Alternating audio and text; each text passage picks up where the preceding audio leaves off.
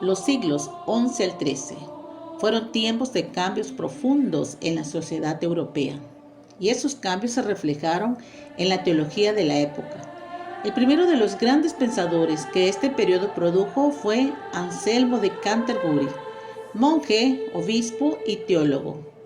Nacido en Piamonte, Italia, en el año 1033, era hijo de una familia noble y su padre se opuso a su carrera monástica, pero el joven insistió en su vocación y en el 1060 se unió al monasterio de Bec en Normandía, Francia. Aunque ese monasterio se encontraba lejos de su patria, Anselmo se dirigió a él debido a la fama de su abad Lanfranco. Allí se dedicó al estudio teológico y para el 1078 fue hecho abad de Bec, pues Lanfranco había dejado el monasterio para ser consagrado como arzobispo de Canterbury. 15 años después, en el 1093, Anselmo fue hecho arzobispo de Canterbury por el rey Guillermo II.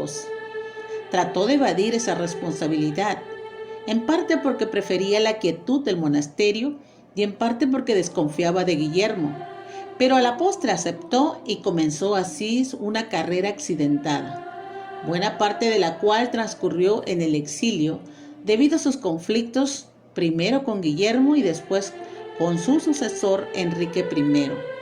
Durante sus repetidos exilios, Anselmo escribió mucho más que cuando estaba cargado con las responsabilidades de su arzobispado.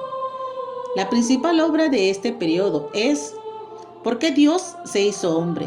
Y antes de esta fue Proslogio, considerada su obra más importante. La importancia teológica de Anselmo radica en que fue el primero, después de siglos de tinieblas, en volver a aplicar la razón a las cuestiones de la fe de modo sistemático.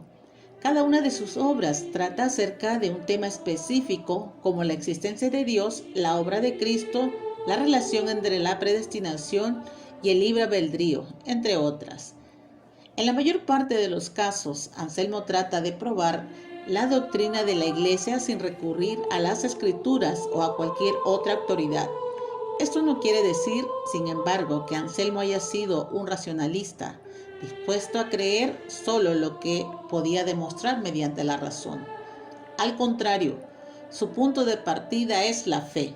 Anselmo cree primero y después le plantea sus preguntas a la razón. Su propósito no es probar algo para después creerlo, sino demostrar que lo que de antemano se cree por fe es eminentemente racional. En su obra, Proslogio, trata acerca de la existencia de Dios. Anselmo no duda ni por un instante que Dios exista. De hecho, la obra está escrita a modo de una oración dirigida a Dios. Pero, aun sabiendo que Dios existe, nuestro teólogo quiere demostrarlo para así comprender mejor la racionalidad de esa doctrina y gozarse en ella. El razonamiento que Anselmo emplea es lo que después se ha llamado el argumento ontológico para probar la existencia de Dios. Este argumento ontológico ha sido discutido, reinterpretado, refutado y defendido por los filósofos y teólogos a través de los siglos. En otra de sus obras, ¿Por qué Dios se hizo hombre?, se plantea la cuestión del propósito de la encarnación. Su respuesta se ha generalizado de tal modo que, con ligeras variantes, ha llegado a ser la opinión de la mayoría de los cristianos occidentales aún en el siglo XX. Dios se hizo hombre en Jesucristo, quien ofreció en nombre de la humanidad una satisfacción infinita por nuestro pecado.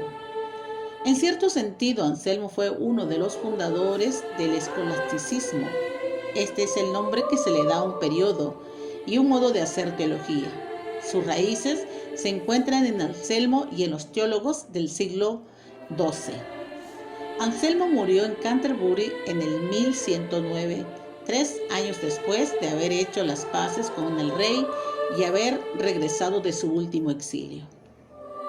En esta misma línea, de los principales precursores del escolasticismo tenemos a Pedro Abelardo. Nació en Bretaña en el año 1079 y dedicó buena parte de su juventud a estudiar bajo los más ilustres maestros de su tiempo. Fue filósofo, teólogo y maestro. Sus peripecias de aquellos tiempos nos la cuenta en su Historia de las Calamidades, que él mismo compuso hacia el fin de sus días.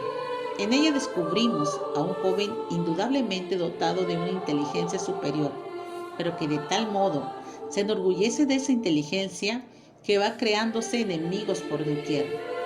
De escuela en escuela, Abelardo fue haciéndoles ver a sus maestros que no eran sino unos ignorantes charlatanes y en algunos casos robándoles sus discípulos. De sus amores con su discípula Eloísa nació su hijo Astrolabio. Y aunque Abelardo y Eloísa así llegaron a casarse, al final ella se volvió monja y él ingresó al monasterio de San Dionisio, en las afueras de París. Pero en San Dionisio no tuvo mejor fortuna, así que, hastiado de la compañía de sus semejantes, se retiró a un lugar desierto. Pronto, sin embargo, se reunió a su alrededor un número de discípulos que habían oído acerca de su habilidad intelectual y querían aprender de él. Entonces, fundó una escuela a la que nombró el Paracleto. Pero Bernardo de Claraval, el monje cisterciense devoto de la humanidad de Cristo y predicador de la Segunda Cruzada, lo persiguió hasta su retiro. Bernardo no podía tolerar las libertades que Abelardo se tomaba al aplicar la razón a los más profundos misterios de la fe. Según el monje, ese uso de la razón no mostraba sino una falta de fe. Gracias a los manejos de Bernardo, Abelardo fue condenado como hereje en el 1141. Cuando trató de apelar a Roma, descubrió que el papado estaba dispuesto a acatar la voluntad de su acérrimo enemigo. No le quedó entonces más remedio que desistir de la enseñanza y retirarse al monasterio de Cluny, cuyo abad, Pedro el Venerable, lo recibió con verdadera hospitalidad cristiana y le ayudó a reivindicar su buen nombre. La obra teológica de Abelardo fue extensa.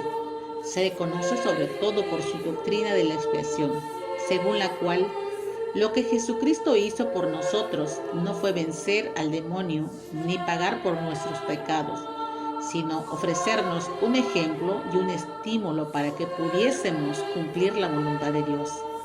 También fue importante su doctrina ética, que le prestaba especial importancia a la intención de una acción más que a la acción misma.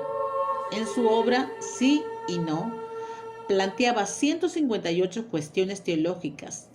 El propósito de Abelardo no era restarle autoridad a la Biblia o a los antiguos escritos cristianos.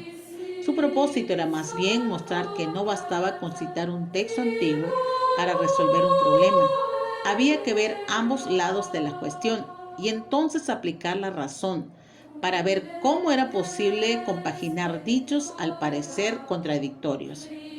Su modo consiste en plantear una pregunta, citar después una lista de autoridades que parecen ofrecer una respuesta y una lista de otras autoridades que parecen decir lo contrario, y entonces resolver la cuestión.